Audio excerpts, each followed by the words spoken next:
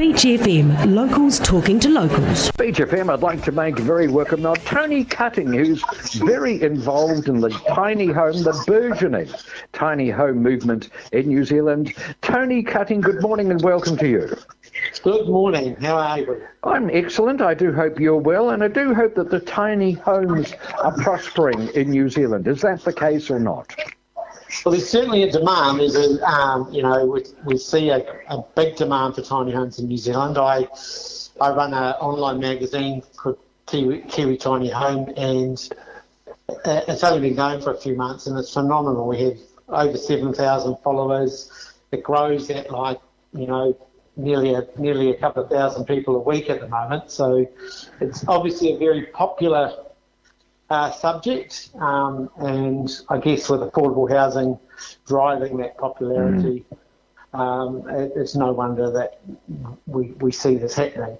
Well, we've got to do something. We read in stuff on Saturday that house prices on the Kapiti coast have, over the last year, have gone up 16% despite the lockdown. So obviously something has got to change.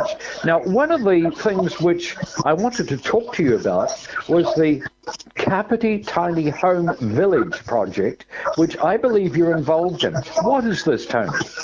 Yeah, so the Kapiti Tiny Home Village was... Well, I'm involved because I want to be one of the villagers.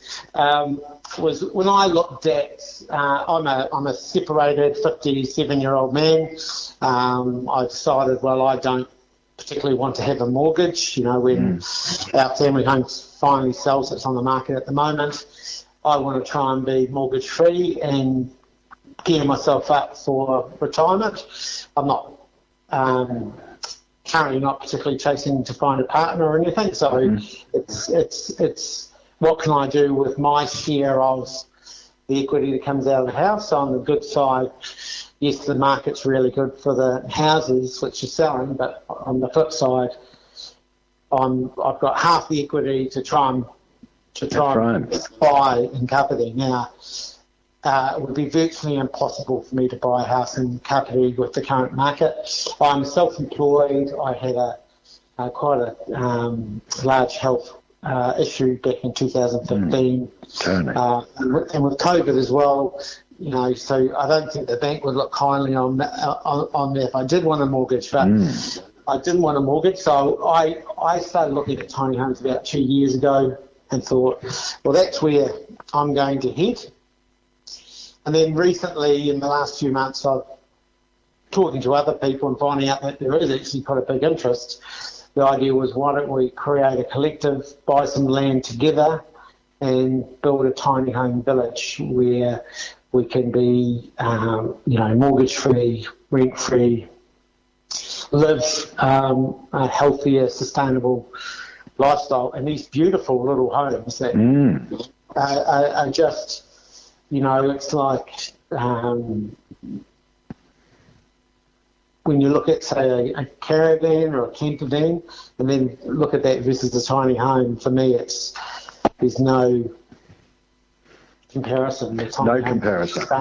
So this is the Kapiti Tiny Home Village project. You seem to be implying it intends to be a quality development. Where are you with the council on this? Have you had discussions? Is this even possible under the current district plan? Probably not under the current district plan, but there is some support from some councillors. So it's a case of working with those councillors to see what we can do to help influence the executive at Kapiti Council to maybe look at our project as a pilot for affordable homes in Kapiti. That's the tack that we're taking. We are also going to talk to Horowhenua, just because for our own security. Yes. Our preference is to live in Kapiti. The majority of people have said we want to go in Kapiti, but by far, the main thing is people would rather go and live in a village, and if they have to move slightly north, then that's what we'll do. But we're sort of defeating the purpose of what I'm trying to achieve if we do that. But we're going to certainly try and work with the councillors over the next couple of months to see if we can get any headway.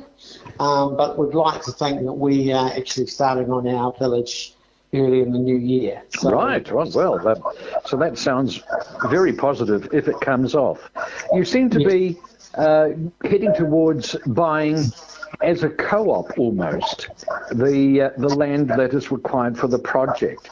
Have you come up with any numbers? How much do people have to stump up to be part of this co-op?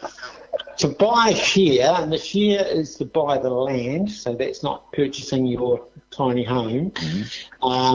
We set a budget of $60,000 to buy a share, and that and we've been looking at blocks of land that are more than 6 hectares. So it's a big piece of land, which allows us to do not only half of that would be for the village and a community building, which would be a shared resource, and the other half would be for things like vegetable gardens, fruit trees, maybe chickens, that sort of thing. So all the people involved so far, there's 16 of us, are all working, they're all professionals, so they it's not like we're looking to create an additional we're not creating an income out of this thing, but if we can make it where it is sustainable, then long term, as we get, like for me, as I get into my 60s, I might be able to slow down and live a bit more off the land once we've got it established. That sounds really attractive. You talk about the orchards, etc. Would there be some facilities at this park, or whatever we're going to call it, the village? Would there be some facilities that are held in common? Yes. So the main building would be held in common. People would buy a share in the venture. They're not buying a little piece of land. So let's make that really clear. But that share entitles you to have a plot where you can put your tiny home. But at the moment, because this is still, we chat every fortnight. At the moment, the plan is to have a community type building with a commercial kitchen, quite a big dining area, so that there can be birthdays and family gatherings and what have you.